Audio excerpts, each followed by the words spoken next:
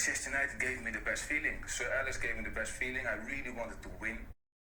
Good evening and welcome to episode 5 of the Southern Manx podcast by the fans for the fans. What a show we've got lined up tonight. With me this evening, as always, Joe, how are you? Hello, mate. I'm well, thanks. How are you? Yeah, good, thank you. Orlando? Evening. And Mark. Hi, guys. Brilliant. So we're going to discuss the good, the bad and the ugly of the 3-3 draw at home to Everton. We're also going to try to dissect, as exciting as we can, the 120-minute ball fest at home to West Ham. But hey, we're in the next round of the Cup, and we've just seen who we've got in the next round of the Cup, the quarterfinals. So that's interesting and a tough tie. We're also going to bring back one of our features from our earlier pods and look at the big game that happened in the Premier League at the weekend, in specifically Liverpool versus City, and what that means to the so-called title race. We've got a little bit of fun for you with a United quiz, so make sure you have your pen and pencils and paper ready. And then we've got our usual social media interaction and roundup. So make sure you stay tuned if you've dropped us a like or a comment in the past 7 days, because you never know, you might just get a mention here on the Southern Manx show. So let's get straight into it then with part 1.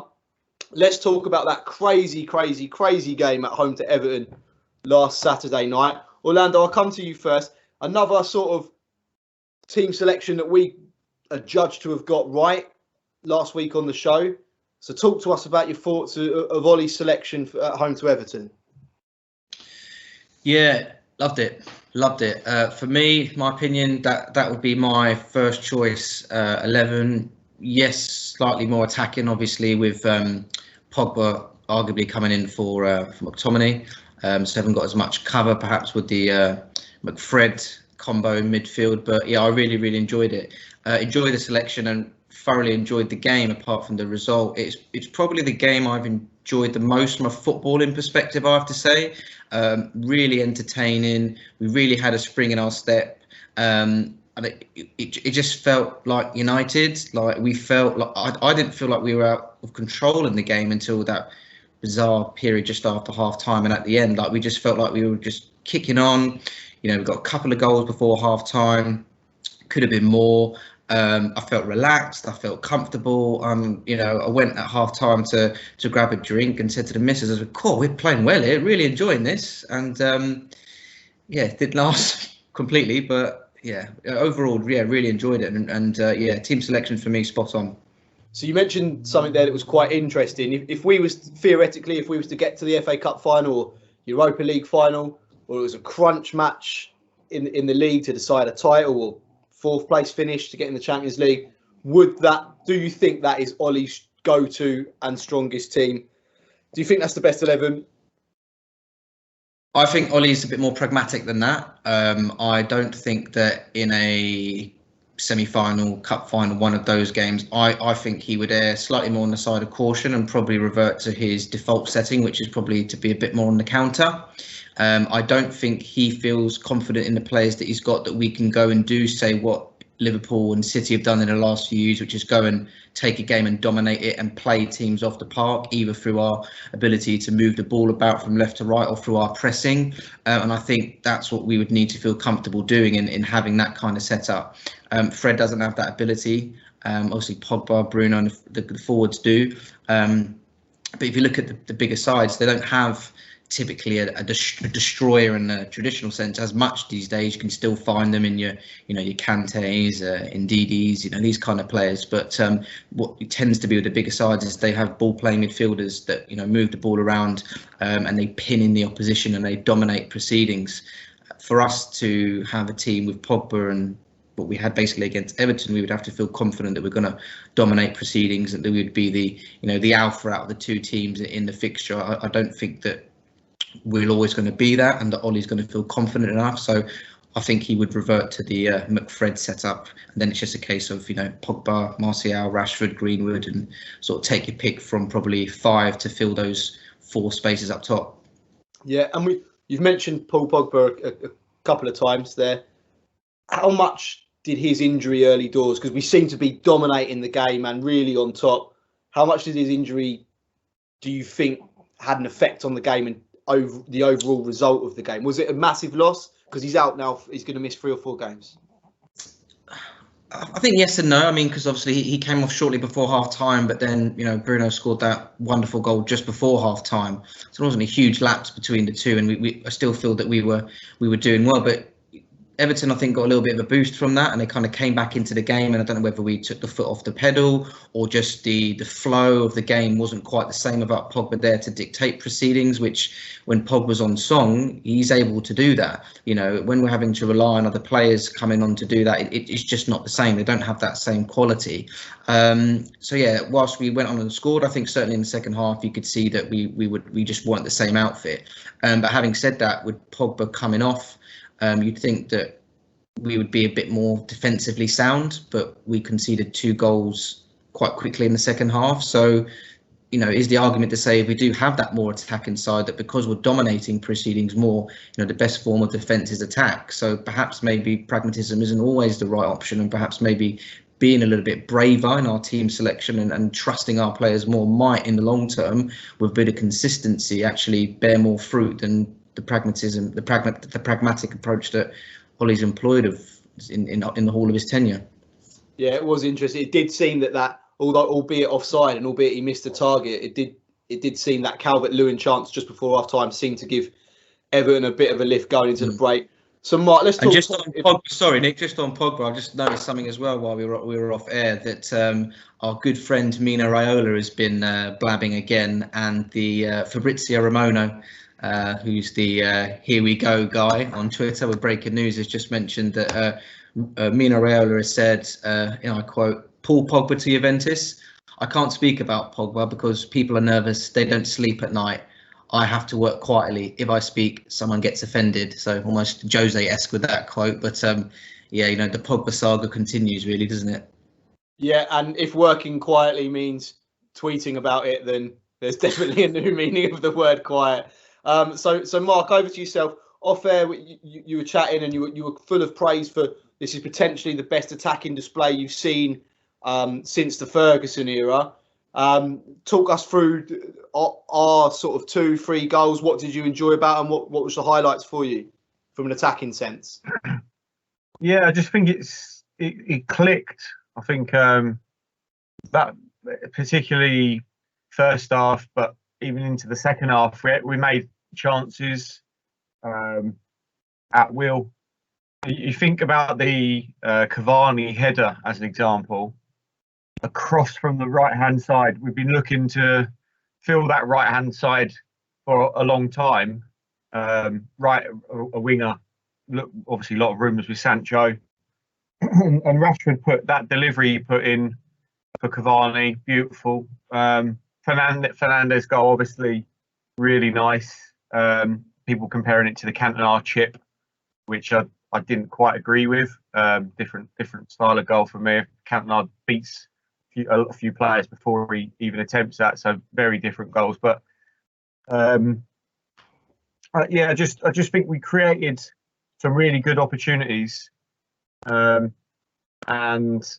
it wasn't just your counter attack, which Ollie, has modelled his team on. I think we were a bit more than that against Everton. I think we created good chances from building wave after attack. We were clever. We were switching the play. You could see Everton came out to play the diamond and try and dominate the middle of the park, and we got wise to it pretty much straight from the off. I thought we were switching to play. The fullbacks again, Wan-Bissaka and Shaw both got assists.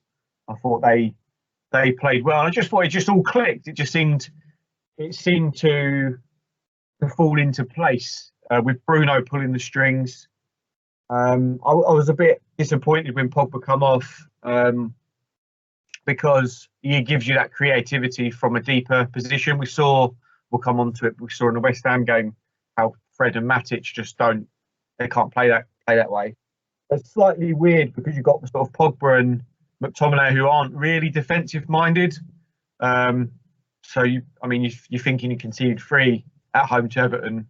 Maybe that is one of the reasons why, potentially, but we'll come on to it. But yeah, just all in all, I thought it was a good attacking performance, not one that was a sort of fluke or an individual moment that we've seen in the previous games earlier in the season. It felt like a proper joined up attacking display. Even at 2-2, I felt like we'd go on and score again at least once. I backed ourselves. I felt confident. I think that's probably, again, with the Southampton game, you're sitting there with 12 goals in 2 games. When would that have happened since Ferguson? When would we have looked like that dangerous? When would we have been that clinical? Even to create 12 chances in 2 games under the likes of Van Gaal, Mourinho, just not happening. So I think Oli deserves a lot of praise for that. So on that note, then, if you think this is Oli deserves a lot of praise, and from what Orlando was saying about attack maybe being the best form of defence, do you think Oli has found his front 3 or /4 with Bruno playing in the 10? I'm not sure. He seems to still have a little bit of a soft spot for Martial. He gets him on when he can, doesn't take him off when he should. Like Greenwood has been the fall guy a lot. So I'm not quite sure he's ready to not give up on Martial. But for me, Martial don't give you the work rate that Cavani does. He's not an aerial threat. Finishing wise, we've seen Martial be clinical, but we've also seen him be quite wasteful. Won't score the ugly goals that you might think Cavani will, throwing his body in the way. I think Mason Greenwood is a phenomenal player. I think he's got so much talent, so much potential. He can go left, he can go right, he can finish, he can create. He's got so much skill. And then Rashford, like Joe said earlier in the pod last week, he could go on and be our all-time top goal scorer if he carries on as he is. So, and then obviously Bruno doesn't. He's the man. So yeah, I think that is our best front 4. But you need those other players coming through to change games as well, because sometimes Rashford will have a moment. He'll drop in and out of form. Cavani's not getting any younger. So I think it's about finding the right balance in the right games when you need to. Yeah, okay, thank you. So Joe, we've talked about the good stuff and the attacking. We have to do it. We try not to be too biased on this show. So former defender yourself, talk us through the goals conceded. So goal number 1, who was at fault? I mean, a lot of fingers pointed at De Gea. What was your thoughts on the first goal? Yeah, when I was thinking about this, the sort of headline I put a headline down for each goal, and the headline for this one was De Gea's soft hands. I think, to be honest with you, looking back at the goal and sort of trying to sort of analyse it a bit more, if you look at it, what's happened is we've come out after half time. They're clearly still in there eating their oranges. We're not switched on at all. It's just come from some sort of central play in the midfield. Wan-Bissaka was actually up the pitch out of position due to a previous attack. And what happened was Lindelof had come over to right back. Maguire was over there and Shaw was filling that other centre-back position. Dominic Calvert-Lewin took up a good position in between Shaw and Maguire. The decent ball slipped through. We all know that Maguire's not renowned for his pace. And obviously, Calvert-Lewin's got there first. He sort of stabbed over a nothing cross. There was no one anywhere near it. And obviously, David De Gea sort of soft palmed it into the feet of Doucouré there to stick it away. So yeah, I mean, if you've been hypercritical, you could say maybe Maguire's pace, but I think we all know that De Gea is at fault, or we all feel, I know we've discussed it off air, that De Gea was at fault for that goal, and I can't look past that. I think if you're going to be palming the ball, as we know, it's goalkeeping 101, isn't it? You palm it away, or you palm it out to the side or over if you can. It wasn't possible with this particular shot, but just to sort of soft hands it back into the middle of the 6-yard box. He's got to do better there for me. To be honest with you. On to the second goal then. There was a lot of plaudits for the names James Rodriguez for his touch and clinical finish, but for me, at that point, I felt we've got 2 number 6s on the pitch and the goal could have been avoidable. So talk us through the second goal and their first equaliser. Yeah, I mean, my sort of opinion on it, which sounds like it might be slightly different to yours, is it's a speculative cross they've knocked into the box. And what stood out for me straight away as someone that's played at centre half is that Lindelof positioning was slightly off. He should have dropped a couple of yards off and he could have won that header. As it was, he was backpedaling. He can't get the purchase on the ball that he needs to get on the ball. And instead of it going out and forward, it's clipped off his head. It's gone straight across the box to Decore, who's picked out James. I hate calling him James, it's James. He's picked out James Rodriguez just inside the 18-yard box, and it's a good finish. But for me, Lindelof positioning should have been better. Could have headed the ball away. Could have all been avoided. Was there any criticism towards Luke Shaw for not getting out to stop the cross quicker? It seems to be a modern fullback trait. It's one that I particularly hate, but it's so interesting hearing the view of a former centre half. For me, as a former fullback, I didn't like what I saw from Shaw, even though I know he has been fantastic over the last sort of month or so. Yeah, no, absolutely. I would agree with that. You've always got to do your best to stop the ball coming in the box. That's, one of the first parts you learn as defender, isn't it? Wherever you're playing, but particularly at fullback. So, yeah, I would completely agree with that. He should get out and try and sort of get some block or stop on that cross coming into the box. When it has come into the box, I think Lindelof should be dropping off 2 yards before that cross actually comes into the box. And if he does, he clears it away. So if one of them does their job properly, I think the goal is avoidable, Nick. Yeah, no, fair enough. And then finally, then the heartbreaking moment, especially for us, JP, because we seem to watch it on a delay to everyone else. So the WhatsApp was already on fire by the time the ball had gone in the net. Talk us through that third goal. Yeah, I got that sinking feeling about a minute before I saw the goal. I think it was Ozzy that said something. I think it might have been May or something like that. And I was like, oh, for fuck's sake. Yeah, so, I mean, it's pretty simple, this one. Basically, the ball's floated in, obviously, as we know, in the 95th minute or whatever it is. We've just got to have the conviction, the strength, and the desire to win the first ball. Luke Shaw and I think it was Wan-Bissaka both sort of jumped and sort of missed the header by about 40 yards. In fairness to Shaw, obviously he's not the tallest in the world, and Wan-Bissaka wasn't in a position to head the ball, but he went for it anyway. And as we know, if you miss the first ball in those situations and it falls to a centre forward in the 6-yard box, the likely outcome is it's going to go in the net. So yeah, I mean, it's just sort of having the conviction to win that first ball. It didn't happen. What can you do? It's gone in. It's 3-3, and it's unfortunate. So I think all 3 goals are avoidable. I think the second one, the third one, maybe I'm a little bit critical. The first one's certainly avoidable. But just to echo, I mean, I know we're talking about the goals there, but just to echo what Mark touched on, the intensity, the intent in the attacking play, it was fantastic. I don't know how we didn't come away with that game. Obviously, winning the game, I felt the same way. We could have kept going and scored a couple more after the break, but obviously it didn't turn out like that. It went the other way.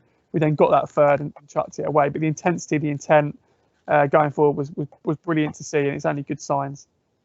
Yeah, no, that's fair enough. And I think, as a defender, all goals are avoidable.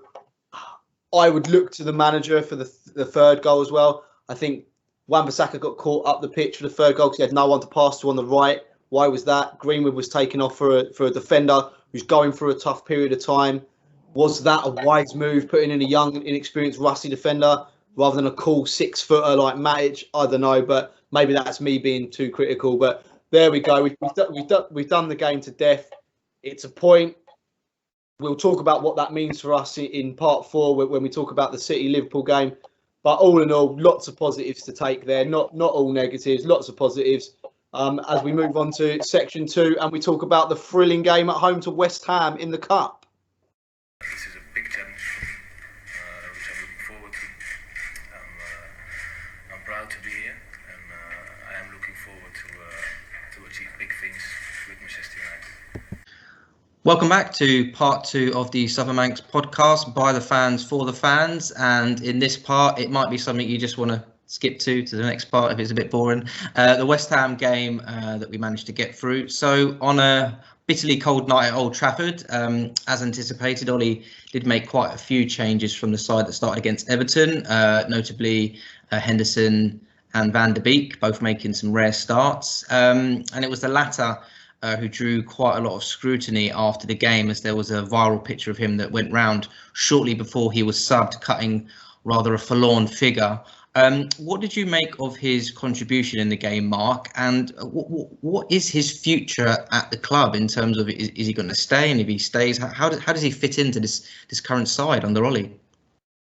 Yeah, it's a good question, and one that splits this pod in two a little bit. I think I'm the only Donny supporter out of this bunch, but there's a second one. But listen, Donny is coming to a new club in difficult times, playing out of position. I don't believe he's specifically a number 10, and I know he's coming in mainly when Bruno needs a rest. And I think people are looking at him thinking, well, he should do the same thing as what Bruno does when he plays. Bruno's is on another level, so we can't compare him to him. Secondly, it sometimes takes time. Donny's a very clever player. Watch his runs, study him. Watch his runs. His movement in and around the box is excellent. We're not quite finding him yet, but look at the West Ham game. When you've got Fred and Matic, who are good at doing some things, Fred destroying, Matic sort of in his earlier days had a bit more about him. Now he's kind of sort of a safe pair of hands when you need him. But when they've got the ball from deep, they won't hit the risky ball. They won't be looking for that for Donny's runs. So it's difficult because he spends a lot of his game running into space and not getting the ball. There was a couple of glimpses you might have seen in and around the box where I thought he looked quite clever. He was trying to link the play, trying to create, but it just didn't come off. And by the time he came off, he misplaced a few passes. One went straight out of play, and that looks worse. But I think United fans just got to be patient with him. I think there is a player there. You know, you don't compete in the Champions League at the highest level against Real Madrid, you know, unless you're a decent player, especially with the midfield they've got. So I think give him time, but also I think Ollie could do with playing him in a slightly different role. And part of me thinks this is about our issues with a holding midfield player, someone who will do the job of two, who will run, who will cut out all the danger, allows a player like Donny to make those runs. And when Bruno's then got the ball and who can pick those passes, we'll find him and he will do damage. I've got no doubt about that. This won't be a flash in the pan of Donny's on loan to PSV next season. He will, I think he will come good, but we've got to realise that he's not going to just pick up where Bruno left off. He's going to play in a slightly different role. He needs to create some creativity around him. Who will find him? I think just give him time, and it'll be fine. So you don't see him as a loan out to Besiktas with a option to buy of 25 million next January. No, you sort of see a future for him. No, I think look at our midfield options at the moment. We definitely need a proper holding midfielder. That's clear. Someone who allows us to only play one defensive midfielder, because at the moment we've got two to cover the centre backs in McFred. But yeah, I mean, I honestly still wouldn't probably see him as a starter even in our best team right now. Even when he gets to top form, because Bruno, Pogba, if he stays, and a proper holding midfielder would be the one. But there's a lot of uncertainty there with Pogba and his move. And clearly you need more than just three players to play in your midfield. Look at City, how many options they've got. Sometimes they don't play a striker because they've got so many midfield options. So I think he's a good addition. Just give him time. I expect players to leave. Pogba, maybe Matic, maybe Mata. And we will need a player like this. I think he will add value. But yeah. Yeah, no, it's interesting because when Ollie was quizzed after the game, he did say that he thought that Van der Beek did well. And to quote Ollie, he said, you could see the cleverness in his movement and his efficiency with the ball. Apparently, as is common, obviously, Van der Beek knew that he was going to be starting the game a few days in advance, so he had some time to build up to the game. But that he thought Donny did a good job and put in a good shift, and that he was, very happy with him, but that he felt the team was starting to fall apart, and he brought on Bruno to do his thing. So the signs are there, that Ollie was positive and pleased with his performance. I suppose it's just a case of maybe some confidence and consistency. But certainly I think you kind of hit the nail on the head there, is sort of how is he going to be fitting into that side and the way that we do things. Nick, for you, looking at this game, United seemed to lack some of the attacking quality that we had on show against Everton at the weekend. Obviously, there was some changes that had been made. I think we had something like 15, 16 attempts, half a dozen or so on target. Do you just put that down to the change in the team selection, or is there something else going on there why we haven't been as productive in our attack on this occasion? No, I think it is down to the team selection, and it's not just United that didn't offer much attacking threat. It was West Ham United as well that didn't offer any, especially in the first half. It was your definition of anti-football. I mean, even Jermaine Genius called it out on commentary that at one point they had an 8-man defence.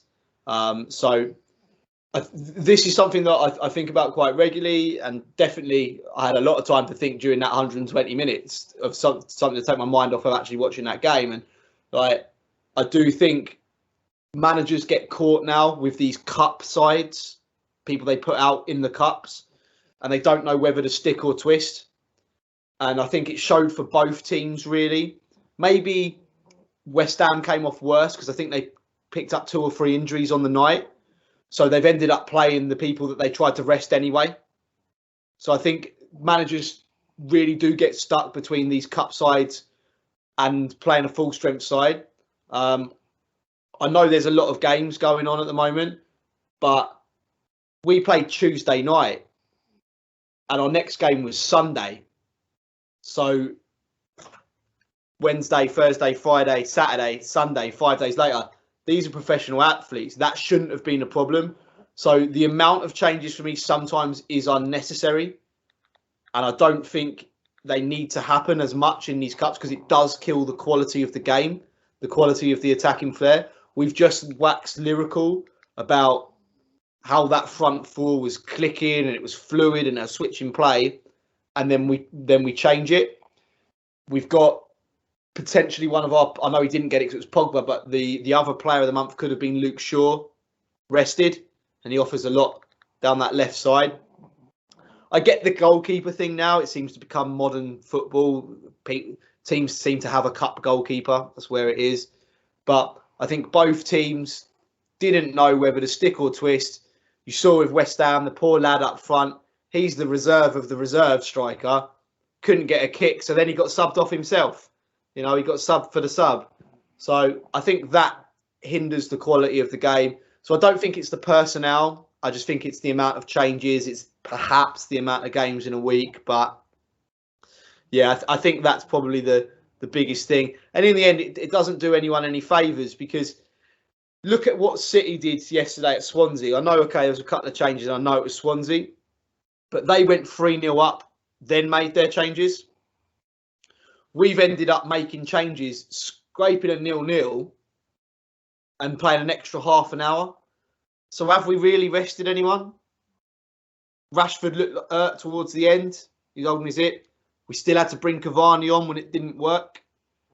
Luke Shaw had to come on. So all the people we rested for the cup played anyway. So I do think it's more like managers are probably overthinking these cup sides instead of getting the game won and then making the changes a la City yesterday. So yeah, I don't think it's a switch between Everton we play well, West Ham we play bad. I think it's the accumulation of the games and the changes and managers not really knowing what their cup side is, what they're not. Should we even have a cup side? Should we have a full strength side? Should we get the game won? Should we not? In the end, it's done Ollie and Moyes no favours. I'm just glad now we're playing Sunday, not Saturday. So yeah. Yeah, no, it's interesting. I think as well, listening to Ollie's press conferences after the game, he his style of sort of press conference slightly different to other managers. He seems to sometimes do a bit of a good cop, bad cop. I think he was, saying he's really pleased with his sort of front five.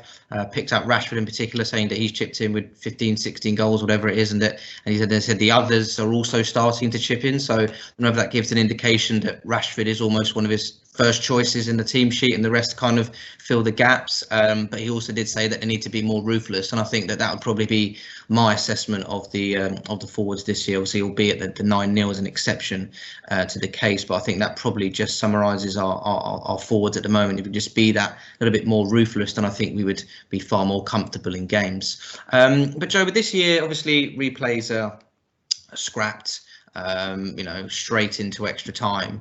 And so often coming off the bench this year, Bruno, when we've needed to call upon him, or even when he started, has been the one to gain all the plaudits and make the difference. But it was Scott McTominay who came on and was the hero of the night with a lovely volley from a Marcus Rashford assist. If we were to presume that it's going to be three midfielders and that we've got a Bruno and Pogba set up, for example, does McSauce offer enough balance to displace seemingly Fred as the go-to number 6? Does that midfield have enough balance, do you think, like we saw in the Everton game?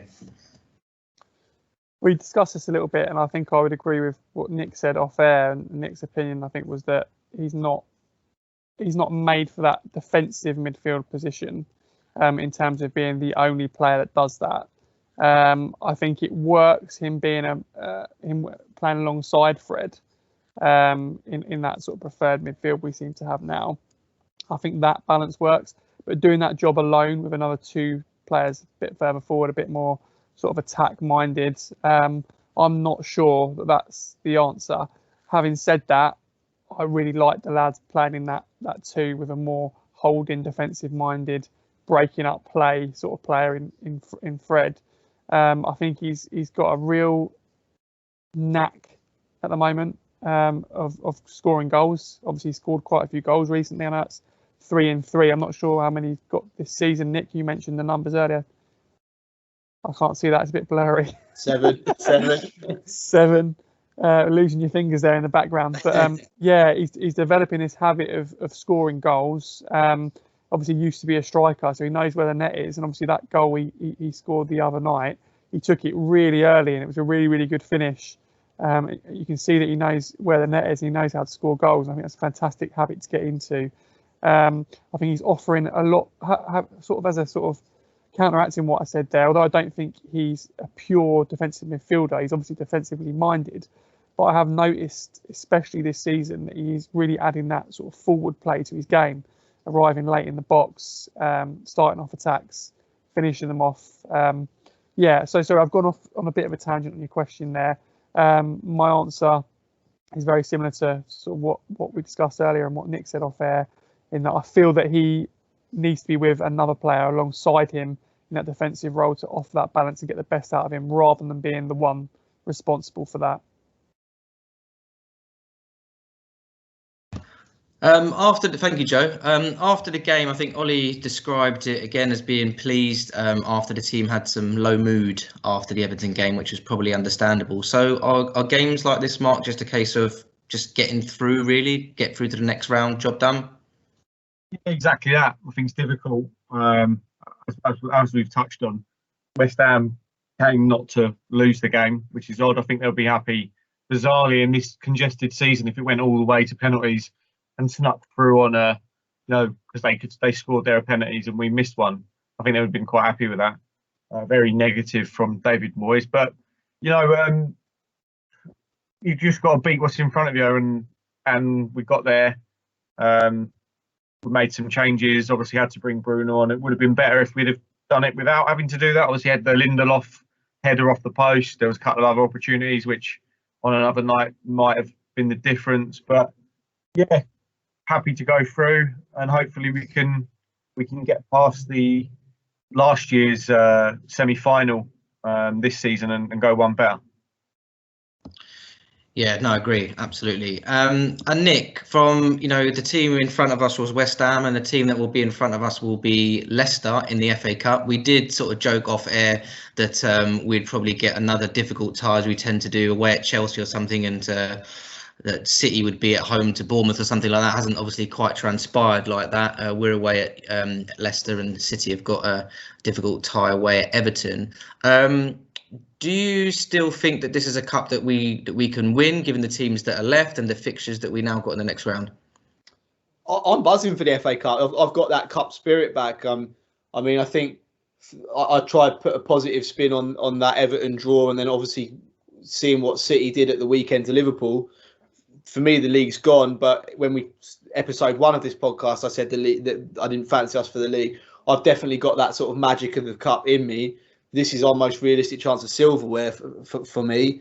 And yes, Leicester will be tough, but this is going to be a couple of weeks away. Leicester are going to be fully in the battle for a top 4 finish. They're not going to want a repeat of last year where they bottled it.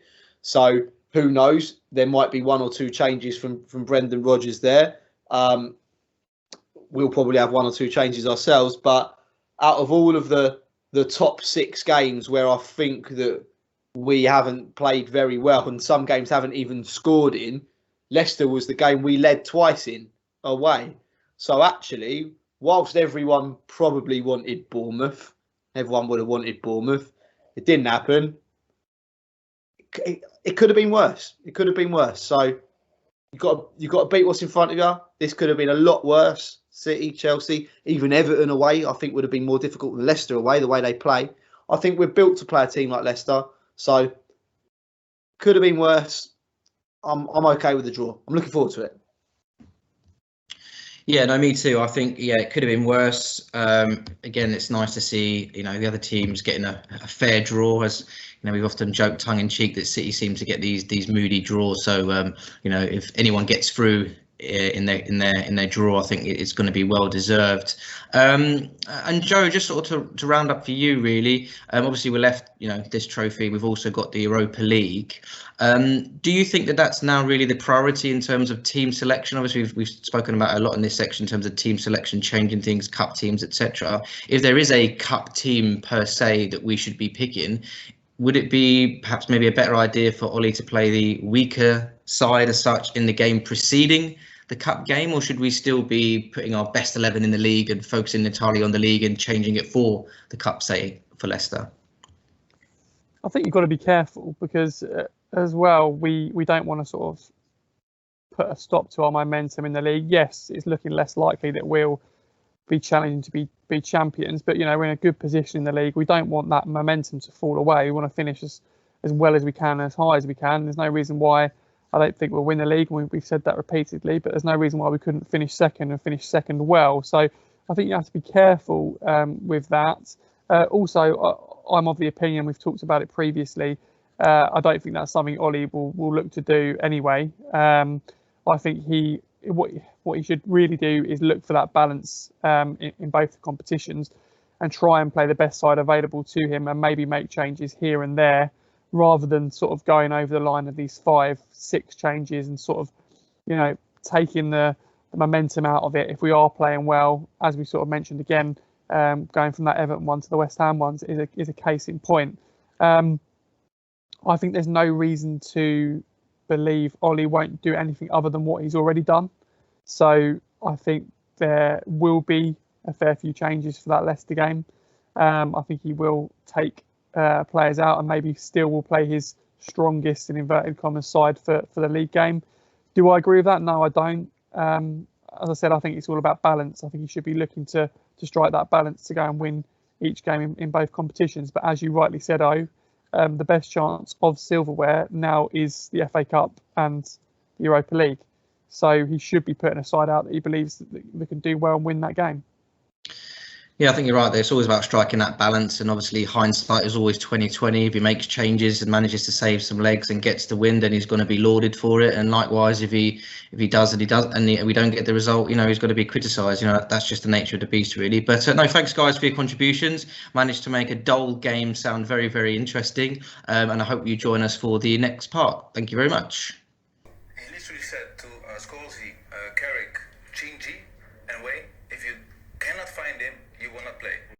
Welcome back to part 3 of the Southern Manx podcast by the fans for the fans.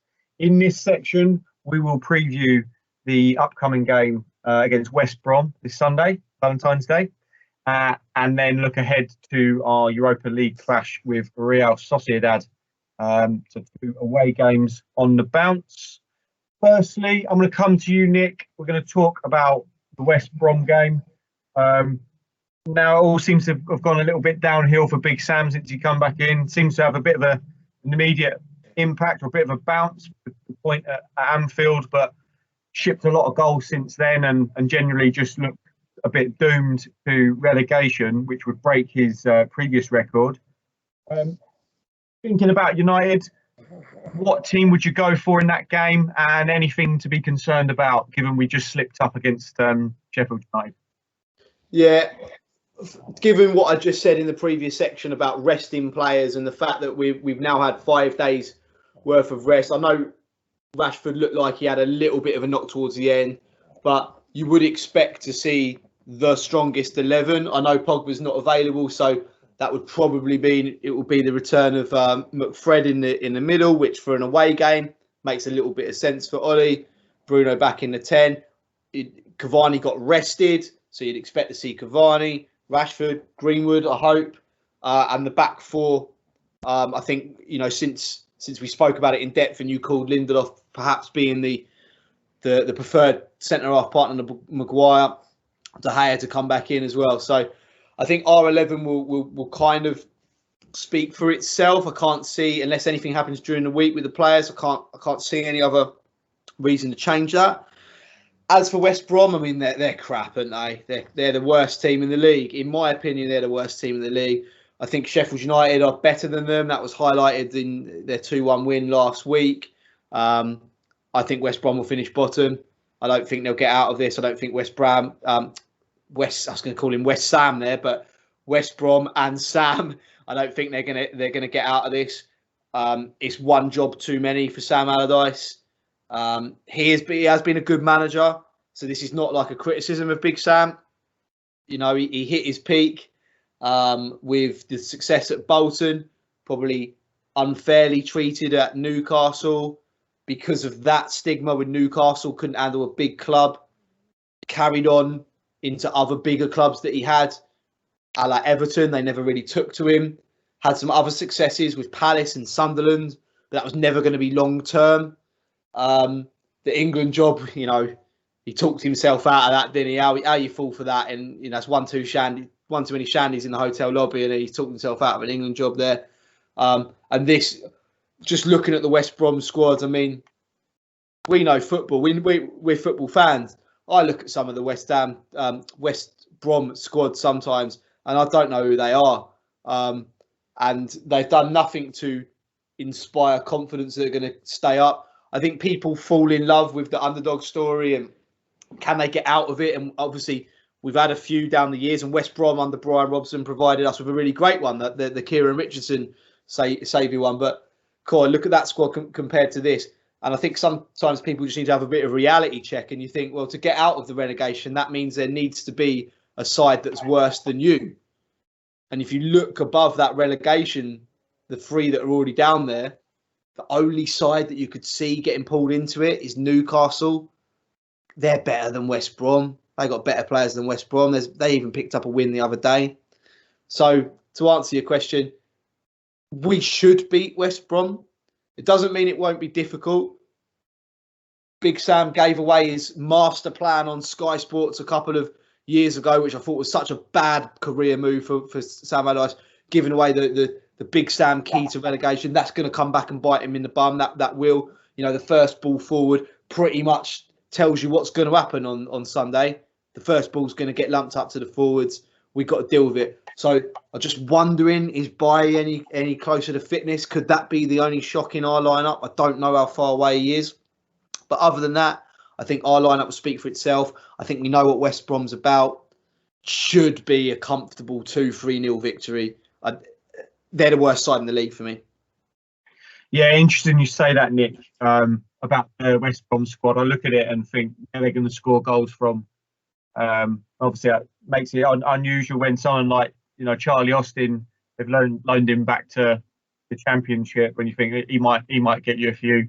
They brought in a lad, I saw him against Spurs, who come in and scored 2 offside goals, so that might be the spark they need. But the only other one I'll pick up on there, Nick, is the team.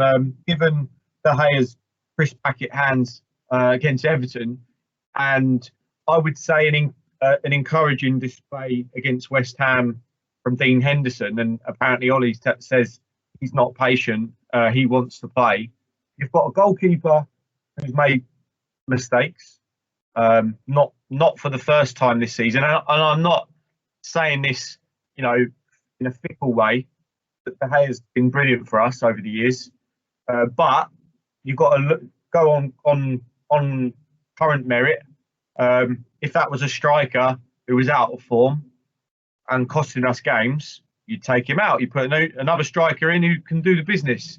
Anywhere throughout the team, you constantly make mistakes, going to be under pressure. Is Henderson knocking at that door? Would you, particularly with Big Sam looking to go the aerial route, lots of corners? If that was me, I'd be putting corners straight in at De Gea, in the stick and putting him under pressure early. Is there a call for that? There's always a call for that, and I think you should be in the team judged on merit, but that's not the way management works nowadays. You have your league sides, your cup sides, and one thing that Ollie has shown is he has patience with the players. You mentioned in your question there, if you've got a striker that's out of form, it should be out. Martial still plays, so I think De Gea will still play in the league, but it raises the point, and I think there is a question in the summer about De Gea's long-term future.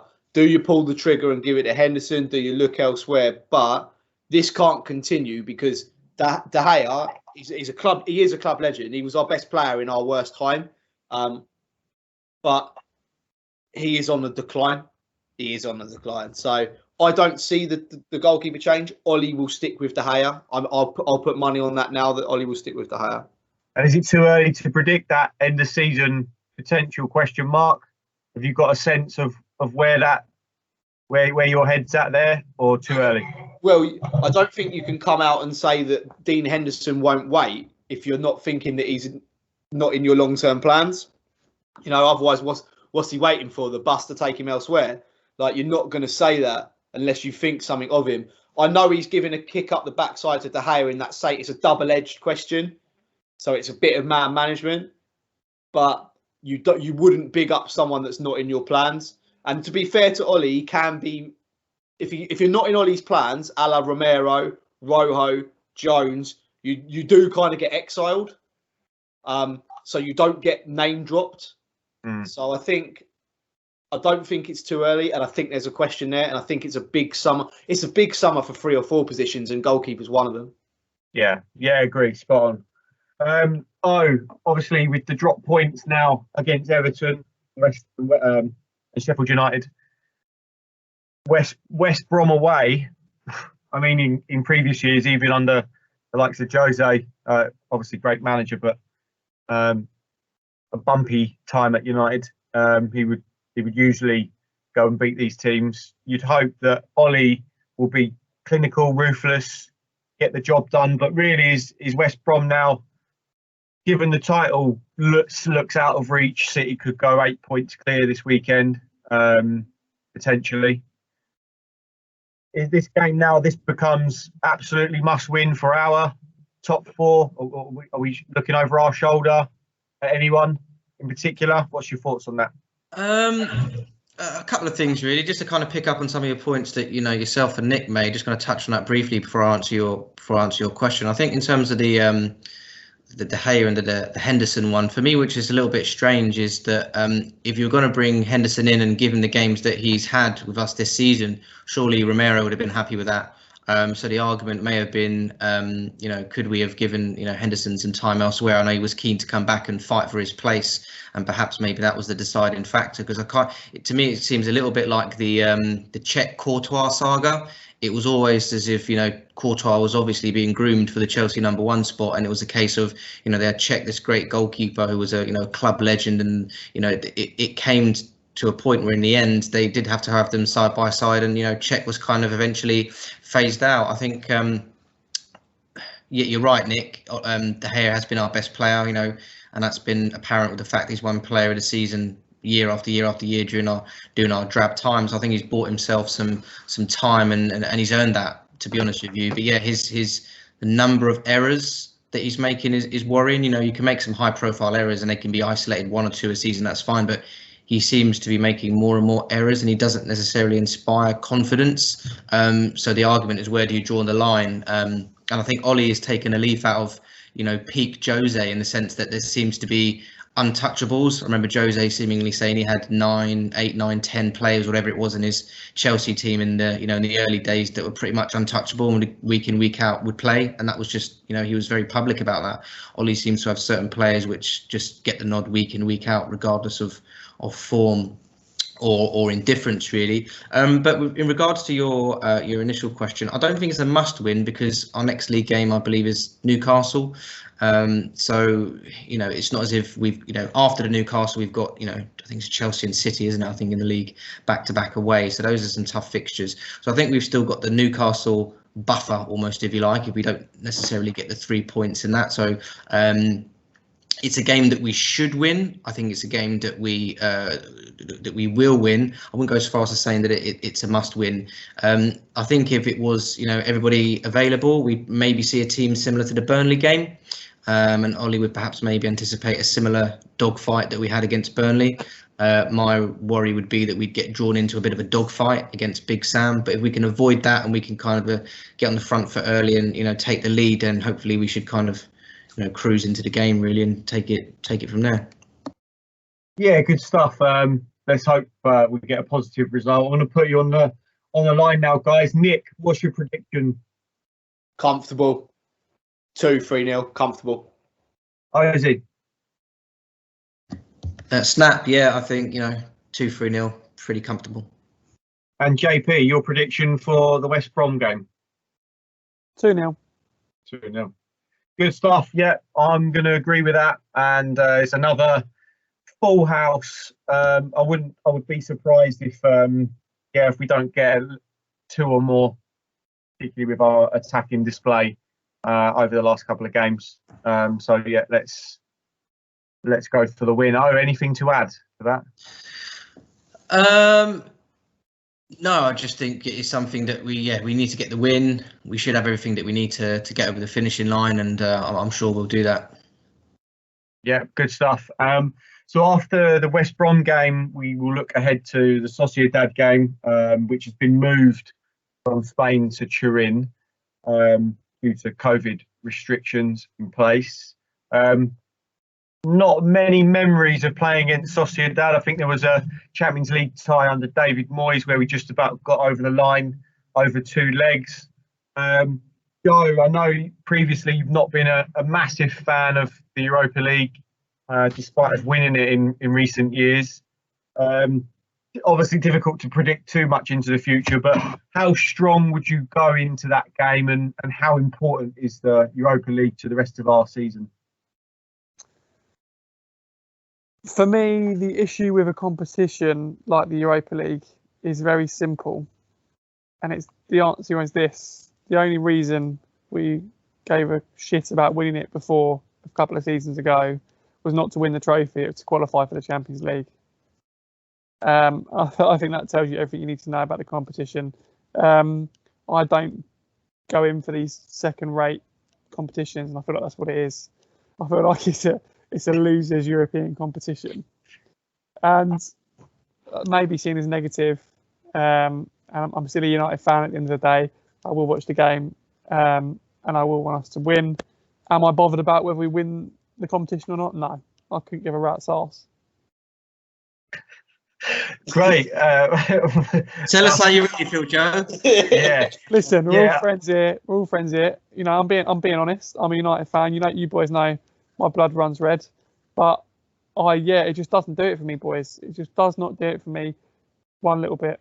Yeah, I mean, I've got slightly counter to that. I think I remember watching the Ajax final and the run to that a few years ago, and I got into it. As I say, it's not the greatest competition, but there's still some good teams in there, still some big games ahead. We're behind on the trophy count. Not that I don't think that's a massive thing, but it still hurts if Liverpool have got more trophies than us.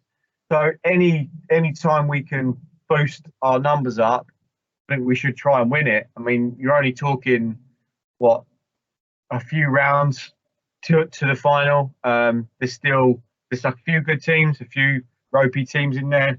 Get a luck of a draw, and you might get to a final there. But yeah, I get you're not a fan, Joe. No, there's something about playing Metalist Kharkiv or Zoya Luhansk that just leaves me wanting, mate. I just couldn't. Yeah, not interested. It's a lovely looking trophy, though, isn't it? It's got to be the best looking trophy, though, isn't it? Surely. Yeah, I mean, I remember the final when we won it. Eric Bailly doing some unusual things with a crutch. I just think that run to that final, and how we've approached Europa League since. Obviously, last season, I think there was the game in Austria, Lask, where you had that Agalo, sort of quite a nice goal, to be fair, but we were able to blood a young team in that run to the semi last season. I think if I remember, there was one game where a lot of the sort of under 23s were blooded. No, without the Europa League, then players probably don't get that run, and you don't see them. So I think, yes, it's not the best competition, but it can serve a purpose, and this is a results business, and we're in it to win trophies. And if we're out the Champions League, that tells you something about where we're at. We weren't good enough to win that. Are we good enough to win the Europa League? You'd hope so, with players like Bruno Fernandes in there. They're big game players, and he wants to win stuff. He wants to be successful with Man United, and if that means winning Europa League, then I'm all for it. So, quick prediction then. Obviously, as I say, it's hard to look too far ahead into the future. We've got West Brom to happen first, but how do you see the game going? Just give us a prediction on the scoreline. The Sociedad game, sorry. Please, yeah. I reckon it'll be 90 minutes, and I reckon we'll win 2-0. 2-0. Wow, Nick. I don't know what sort of side he's going to put out here. It's Newcastle the game after, isn't it? Draw away from home and still in the tie, and then win it over the second leg. Draw. And Joe? Yeah, I think he'll put a very weakened side out. I'll semi-convince myself that because United are on, come on, get into it, and then we'll draw 0-0, and there'll be 0 shots on target for either side.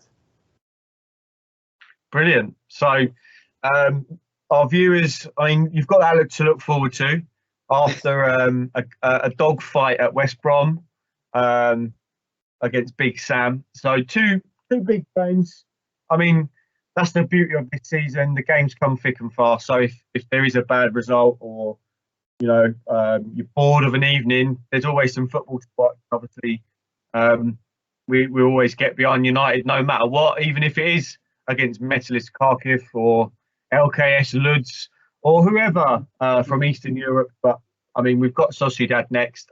United old boy in there as well with Adnan Januzaj. We should see him.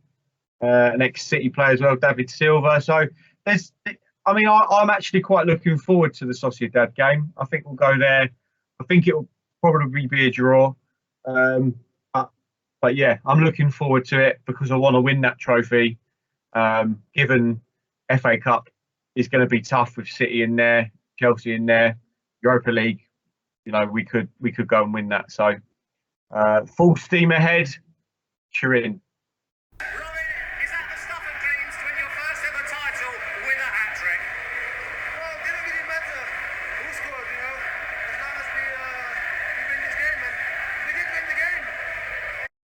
Welcome back to part 4 of the Southern Mounts podcast by the fans for the fans. In this fourth and final part, we'll be discussing the recent Premier League clash between our bitter rivals, Liverpool and Manchester City. I'll be putting the lads to the test in our new feature, the Carlos Quizros. And we'll be rounding up by taking a look at this week's social media interaction, a few shout outs, and there'll also be some feedback that was sent in to us directly from a listener. Let's get straight to it then. Orlando, Liverpool suffered a 4-1 defeat at the hands of City last Sunday. You did actually predict that Liverpool would get a hide in this game, but before it happened, what was your assessment of proceedings? Yeah, I wish I'd caught that on, on tape, as the naysayers will say. Haters will say it's fake. But no, my assessment wasn't necessarily a score, but I did think that City would do to Liverpool a similar display to what they did to Chelsea. And I think they went one better in terms of the goal tally. And it sort of transpired that way, really. I think the game has kind of followed a pattern of Liverpool of late. I think I can only describe that as limp. They don't seem to have that same something that kind of scares teams. I don't think they have that same impact, and of course they can turn to their injuries. I think the Liverpool first 11 and the Liverpool system, they're so intrinsically linked with one another that it has to be a perfect 11 for it to work. When it works brilliantly. And I think Klopp came up with a perfect recipe with that 11 that just complements the team well. The fullbacks pushing on, the industrious midfield players, and the fabulous front three. Solid centre back and a goalkeeper on form up until recently. And I think that worked perfectly. Difficult that Liverpool side face and Jurgen's Klopp way of doing things is that you take one of those pieces out of the puzzle and it all starts to fall apart. And for me, I think that's kind of where they've been going wrong. Pep finally getting his win away at Anfield. In the end, it was comprehensive. Yes, they had a bit of a helping hand from some of the Liverpool players, but I think Gundogan did sky a penalty earlier on. Some say he's still floating up in the sky somewhere. So yeah, I mean, it was a real toss-up for me between 8-ball mini clip Paul on the tablet or watching the Liverpool City game, and they just about turned my head to watch it, and I'm glad I did, to be honest. Yeah, thanks for that, and Nick, do you feel now that with the way things have gone, as we mentioned earlier, that City would have the opportunity to go 8 points clear come this weekend? Is this their title to lose now? Yeah, absolutely, and I'm okay with that. Liverpool have been bad champions, as Roy Keane said. That's not me saying that. That's Roy Keane, and I agree. And he defended 4 Premier Leagues. He won a fair few more of them, but he defended 4. So they haven't been great champions. And like O said, when one piece of the jigsaw sort of falls out, it doesn't seem to click and work as what it should. So for City, they'll win it. They'll win it comfortably. Go ahead, boys. Go and get yourself another fullback in the summer for 50 mil. That's what City do. They'll win this comfortably. This is good for us. This is a blessing in disguise for us. I know 4 weeks ago we got excited because we were flirting with winning the league. And it's like flirting with a 10 out of 10 at a bar, and you might not get to go home with her, but you're in the mix. We were in the mix for a bit, and that makes you feel good for a bit. All right, but we didn't take her home on this occasion, and that's fine. You was in the mix. Now we know, and now Ollie should know what he's got to do. And I know what we've got to do. You know what we've got to do. We all know what we need. So for me, progression, yes. Can we finish second? Yes. Will the points gap be smaller? Yes. Are we still in the hunt for other trophies that are more realistic? Yes. This could still be a very, very good season. And now that we're not focusing on the league, or we shouldn't be focusing on the league unless City slip up, it can only be a good thing. Because look what happened to our form when we started thinking we could win it. 1 win in 4, I think it is, in the league. So we're not ready. We're not ready to win this league. That's fine. But have we got better? Yes, we have. This will still be a good season for us as long as we switch on and keep consistent, which is something that Liverpool haven't shown. And just to back up my point that we kind of made a few weeks ago, we came away from the Anfield draw 0-0 sort of saying that's a good result for us. Since then, Liverpool have lost to Burnley, Brighton and City all at home. We wasn't courageous enough to take that final step. That's our fault. That's not City's fault. That's not Liverpool's fault. That's our fault. And that shows us where we are. We can't finish our dinner against the big sides. City go and blast 4 goals at Anfield. That's the difference. City will win this league. Have it, boys. We're still going to progress. We're still going to have a good season as long as we remain focused. So, yeah, it's City's to lose, but I think this is a blessing in disguise for us. Thanks, Nick. And yeah, you really got me sort of going there with the positivity. I think I completely agree with you. We're looking at, we've got to look at it compared to what we have been feeling over past seasons, and we've been nowhere near it. And we are in a position now where we're looking a lot better and we're looking a lot closer. So I completely agree with you.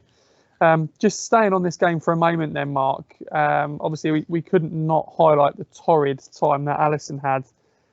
He definitely was at fault for 2 of the goals, and I think arguably he was at fault for 3, because I think the first one he had a hand in as well. Is this just a blip, or is this a sort of sign of a deeper issue in confidence within the champions at this moment in time? And does this end any chance that they've got of hopes of retaining their title? Yeah, I mean, title's gone, that's for sure, for Liverpool. I mean, you think back to last season, Man City were still good last season, just Liverpool were a bit better,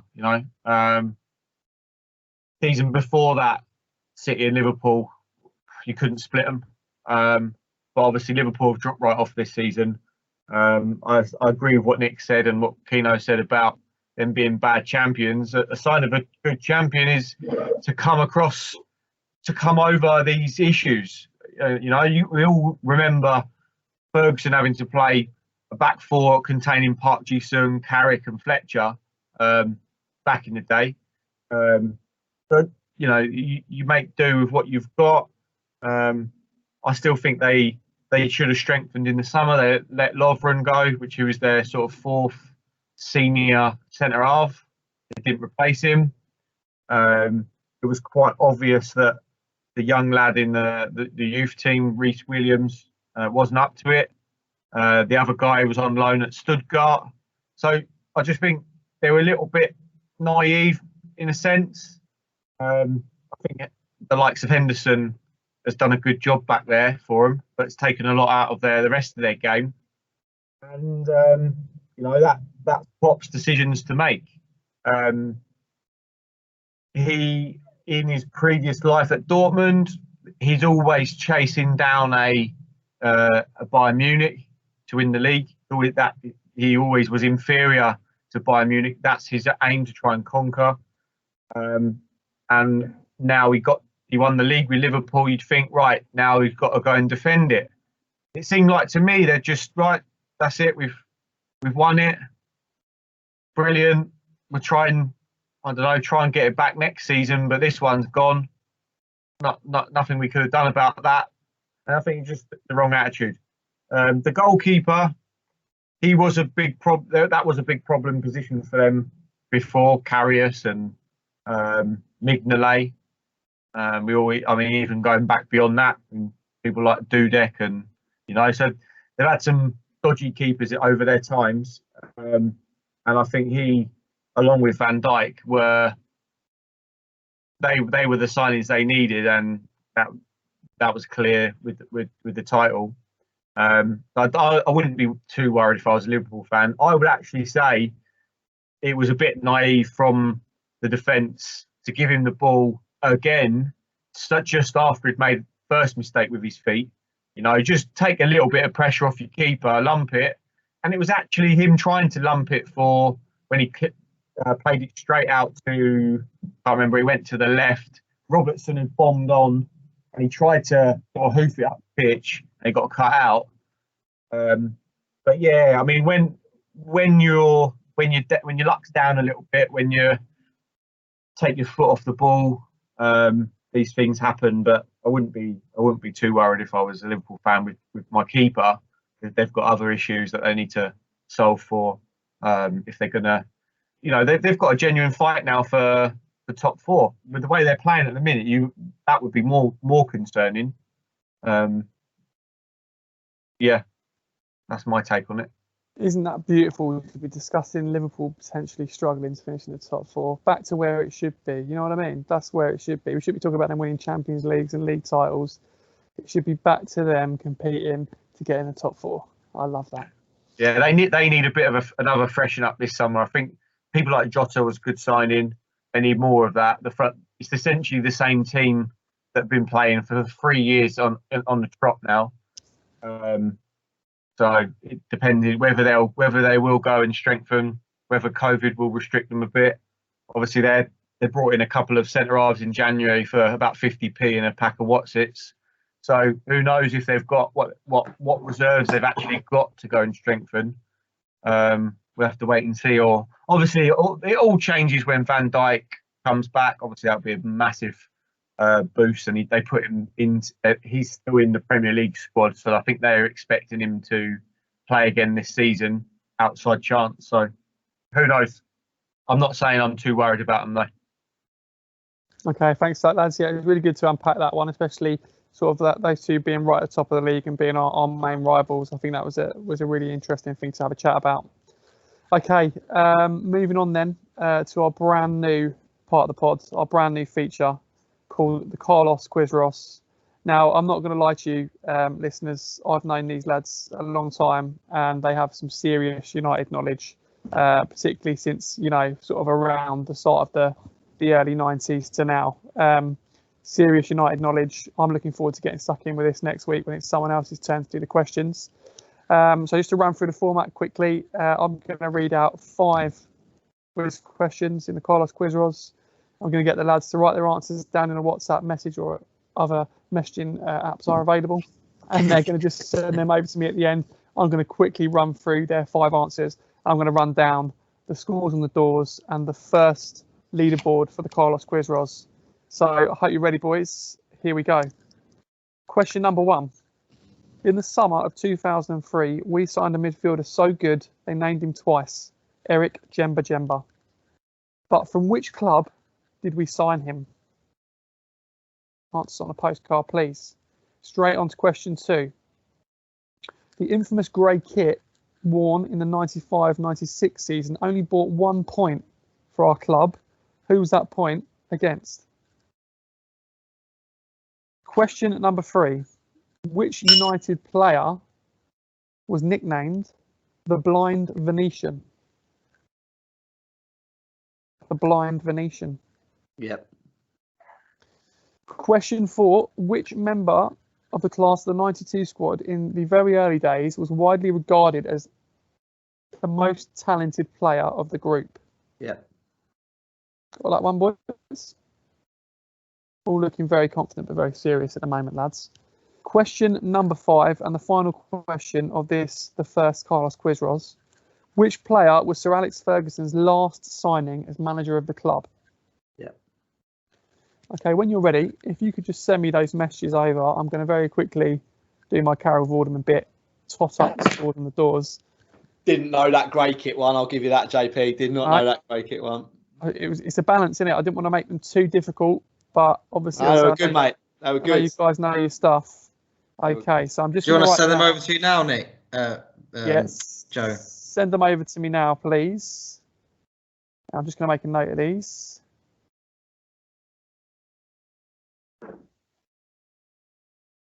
Okay. Yeah, no, good questions, I think, mate. And listeners, I hope you played along with your pens and pencils. Some good questions. Got your answers down there, yeah. Yeah, put your answers in the comments. That'd be good. Okay, so bear with me. I've done. I mean, we'll give you the answers, but I mean, put your guesses and be honest. Oh, I was torn with Eric Djemba. I think I'm all right there, but I don't think I've done well at all here. I definitely haven't got number 2. Okay, I'm just totting up. I'm not really that confident on these, to be honest with you. I've had a brain freeze. Have you sent them over? Yeah. So I'm just totting up the last one then, boys. I'm putting the scores on the doors. We will discuss those any second now. Did I only get 2? Tell you what, boys. Okay, listeners. So I can tell you We'll run from the leaderboard from a fourth to first. In first position, with 2, are Nick, Mark, and O, all scoring 2 this week. Here we go. Scoring 2, unless I've totted them up incorrectly. I'm pretty sure that's right, but you can correct me if I'm wrong, boys. This is the first go at the quiz, so if I'm incorrect, Did we all get the same one right, or is it? I think actually all 3 of you got the same ones right. So the answers are: in the summer of 2003, we signed a midfielder so good they named him twice. But from which club did we sign him? We signed him from Nantes. Oh, it was the French side.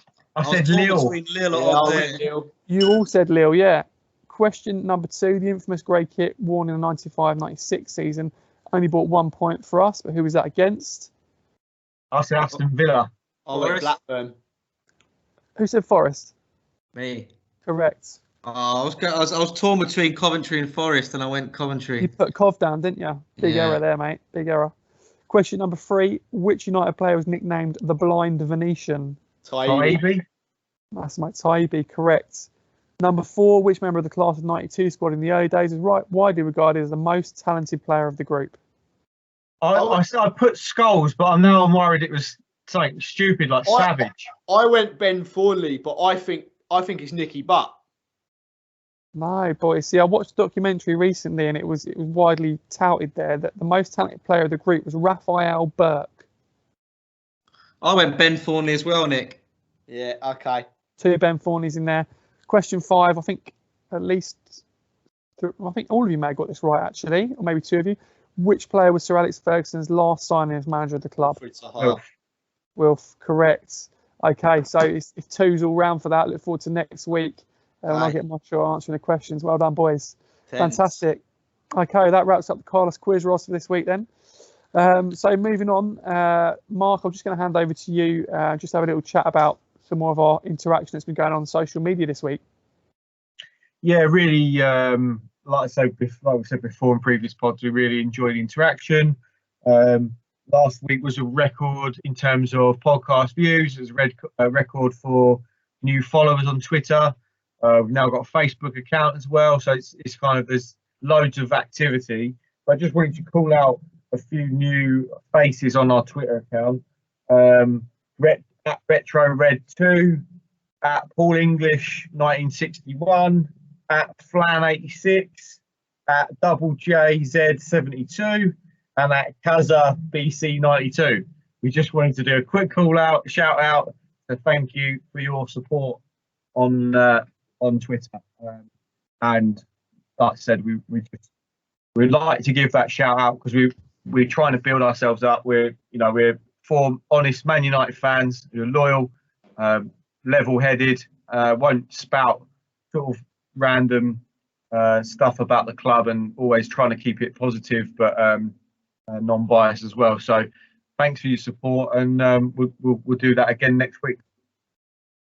Yeah, just to echo that, thanks for your support. Keep those interactions going. That we sort of live for that, obviously, and that's what it's all about. We like your comments, we like your tweets, so keep that all coming in. Just before we wrap up today, then we also were contacted last week directly by a listener of the show, West Ham fan by the name of Jack Oliver. He had something interesting to say about our analysis comparing Marouane Fellaini and Thomas Souček, and this is what he had to say. I'm listening to you talk about West Ham. This Souček-Fellaini comparison, this has got to go, mate. You can't disrespect Souček like that. Miles better than Fellaini. Miles better. Well, very interesting, but in my opinion, and I don't know what you lads think, Souček has been here 5 minutes, he's played a season, and he's been an okay player in an average side. Now, for me, relative success, yes, all right, Marouane Fellaini isn't Paul Scholes, and neither did he pretend to be, but relative success for me is a player that came here, I think at 21, I think it was quite a big price tag at the time, 20 odd million pounds, but I think that was a lot of money back then, played in the Premier League for 10 odd years, was a good player, was a consistent player. I personally believe that he had a good touch. He could pass the ball, he could bring the ball down well, he scored goals. Relative success. When Souček's been doing it for 10 years in the Premier League, come back and I can tell you whether he's fit to lace Fellaini's boots. Don't know what anyone else thinks. I let's hate be fair, Fellaini. he was a menace, wasn't he, Fellaini? Let's be fair. When you went to Goodison Park and Fellaini was on the card, you know, he was a menace. You know, he was like super glue. The ball just stick to him, wouldn't he? Knock it up to him on the chest.